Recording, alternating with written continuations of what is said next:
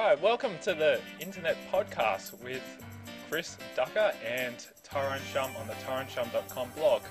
It's a real pleasure to be able to have Chris on the call today. He's a special guest, and I wanted to share with you today on the call a little bit more about what Chris does, because he's a real expert in the outsourcing field, and it's really interesting to be able to see, because he's living in the Philippines, what he's currently doing out there and how he's been able to achieve an excellent and growing a massive business over there. So welcome, Chris, to the call. And hello, Tyrone. How are you? Good, mate. Good. Very good. Well, I firstly wanted to start off with you is let's start off with just maybe sharing your story with the audience and letting people know what you currently do, also where you're living in the Philippines, and also, yeah, what's your story?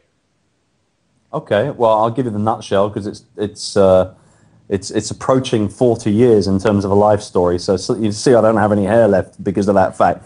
I'll give you it in a nutshell. 20 years in business, majority around the telemarketing industry. And 12 years ago, I came out to Asia, started working originally in Hong Kong in the film industry over there, doing film distribution. And then I stumbled across to the Philippines, the beautiful islands of the Philippines, for a long weekend and kind of fell in love with the place, to be honest with you. So came back, made some good friends, did some consultancy work, and 5 years ago, that was 10 years ago when I first eventually came to the Philippines, and then 5 years ago I opened up my own company and started to build things up from the ground over here. We had 7 people when we started, including myself and my wife, and now we have about 213, I think, something like that, or close to it, something along those lines. I got to ask you, what enticed you to move from, Europe or I should say UK, right, into the Philippines? Yeah. That's a major move and a major change to your lifestyle. Yeah, I mean, it was because I'd been traveling to Asia quite frequently in that couple of years when I was working in and out of Hong Kong quite a bit. I guess I probably got the bug for Asia more than anything else, because I didn't just do Hong Kong. You know, I popped over to Singapore, went over to Malaysia, did a little bit in Thailand. You know, when you're in the region, it's so easy to travel around, as you probably know. Yep. And so, you know, it got to the point where there was a couple of personal circumstances back in the UK that were quite life-changing events for me, and I felt, you know what, I'm gonna sort of just screw it for a bit and just see what happens. And I was very, very lucky to get some great, 2 or 3 years of great consultancy work over here, based over in Manila, and eventually stumbled across Cebu City, which is where I'm based full-time now, with HSBC. They hired me to come over and basically train their telemarketers here, work with their telemarketing team, and the rest is a little bit of history, as they say, I guess. That's amazing. So you've been there now for at least 5 years, as you said. You've known this area for the last 10 years or so. So over those last 5 years, what have you accomplished in terms of your business? And share with the audience exactly what this business is as well. Well, fundamentally, we're an outsourcing company. We work in 3 major fields, which is customer service, so all of those sort of order taking, 1-800 numbers, inbound work. We also do quite a bit of telemarketing, so lead generation, appointment setting, database cleansing, surveys, that sort of stuff. And then probably for the last couple of years, we've been quite focused on the virtual assistant aspect of outsourcing.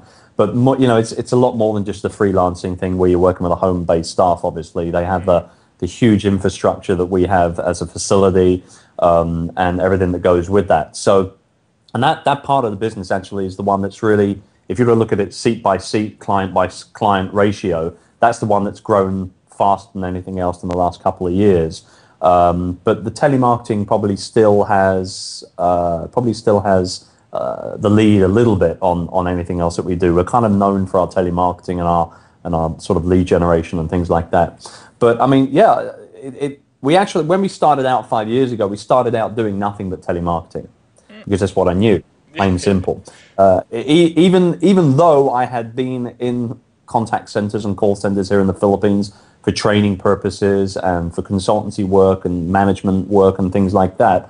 I knew the industry, I knew the outsourcing world, and I'd been involved in it pretty much since the day I arrived in the country 10 years ago. But it wasn't really until, like I said, around middle of 2005, where I decided, hang on, wait a minute, there's way too much money being made in this lark. I need to get involved with this. And so, we literally started off with 7 members of staff.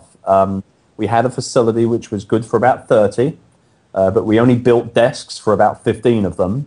And, literally 8 weeks later, we're building the extra 15 desks. And then three months into it, we've got the 30 people working for us. And we actually stayed as a pretty small outsourcing company for about a year and a half or so. There was no more than about 50 people working for us for a while. And it was nice because we were still kind of finding our way a little bit. We were still learning how to market ourselves properly and things like that. And you fast forward five years later, we now have 3 floors in the building where we are. And like I said, almost 220 odd people working for us. So it's moved very quickly the last few years. The last 3 years has seen the real major growth for us. And it's been a roller coaster, I can tell you. It's not simple running a growing organization in the Philippines. It's a tough country to do business in, regardless of what other people might say about it. Being paradise to work in and all the rest of it. Yes, I'm 30 minutes away from the beach, and the resorts are beautiful, and the water is crystal clear, and the fish are gorgeous, and all the rest of it.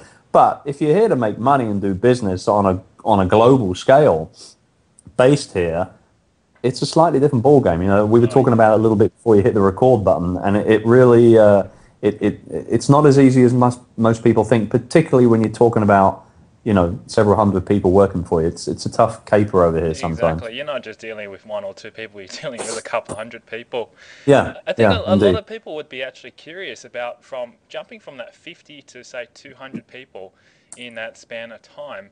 Did you get the demand first before you decided to fill the seats, or was it like basically you just said, okay, look, we're looking to target it growing at this pace, I need to get these seats put in there? Which was it first? Sure.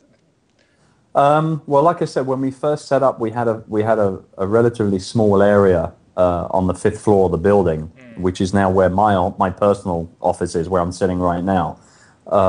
And that space was good for 30. We expanded it to good for about 60 after about 8 or 9 months of being in business. And then we filled it up, and like I said, we basically stayed at that sort of level for a year and a half, 2 years or so. But I think we went from 60 to about 100. We built out. We're very lucky. We're in a building where the landlord, in our contract, we had it written into the contract that he would give us first right of refusal on any space in the building. So it was a relatively old building, about 10 years old, but the infrastructure is great. Cable wise, everything like that, and we're actually above the #1 Hyundai dealership in the entire country. It's a 5-story building. The first story is obviously nothing but cars, right? Exactly. So it's a very easy place. When we have clients come in and visit us, they say, how do I find your office? And we say, well, blah, blah, blah, blah, blah street. And they say, where the hell is that? Just get in a taxi and tell them to take you to the Hyundai building. They'll be able to find it.